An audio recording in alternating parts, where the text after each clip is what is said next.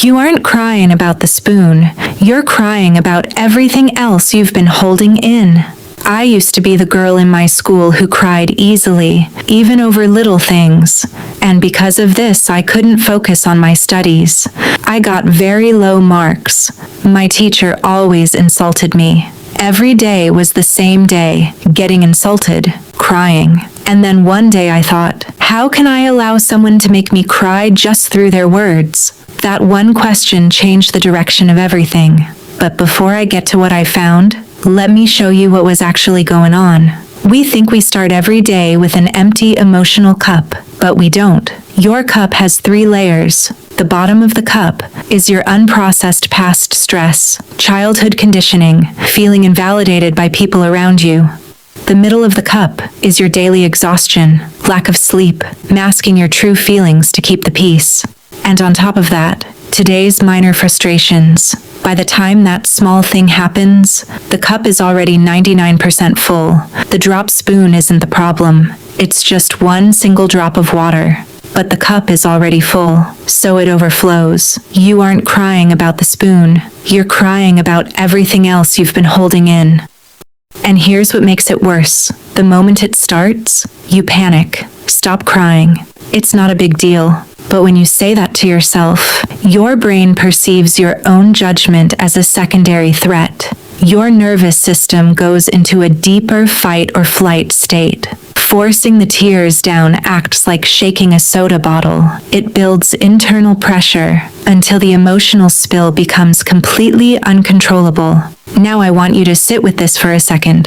The thing we feel inside, we show outside. There's nothing hidden. If we feel happy, sad, angry, anxious inside, we show it outside. So here's what actually helped me start emptying the cup before it overflows. First, choice. Having a choice is better than not having a choice. Having a lot of choices makes situations controllable. If there is a problem, there is a solution. At the moment when something happens and you're going to cry, say to yourself, I have other choices rather than crying. I can choose how I respond. The moment you remind yourself you have a choice, something shifts. Second, posture. Mind and body are one. Mind and body are 2 parts of the same system. Our body controls our mind. Your body language gives direction to your mind on how to behave. Whenever you feel down, low, or about to cry, ask yourself, if I was feeling good right now, what would my body look like?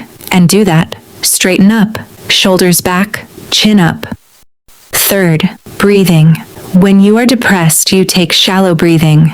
Take a long, deep breath, and you will start to change your state. We can exhale depressed energy. It requires 2 inhales.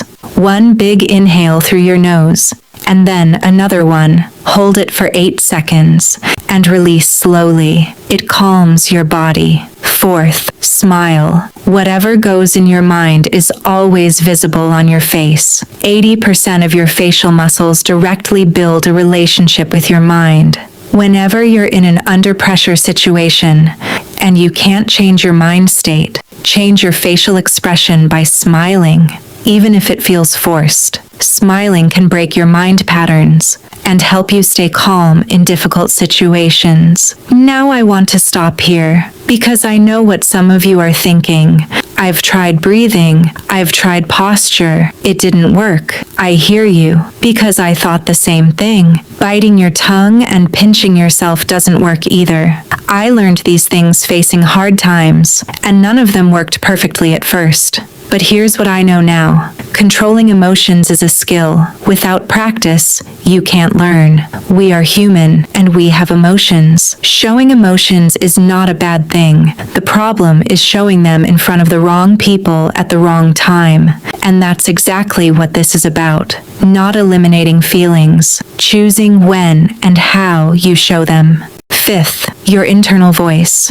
Whenever you feel sad or depressed, Change your internal voice, but change it with something specific. When something happens and you're about to overflow, say to yourself, "My cup is overflowing right now because I am exhausted and stressed." Naming the true weight removes the immediate shame. When you change the way you look at something, the things you look at change. I remember a quote that stuck with me, and when something happens, I remind myself, when you're alone, cry as hard as you can, but never cry for the same reason again. Your tears do not mean you are a baby. They don't mean you are broken. They just mean you have a beautiful, sensitive system that has been carrying too much weight for too long. Give yourself permission to empty the cup. Tell me in the comments, what is one small thing that made you overflow recently?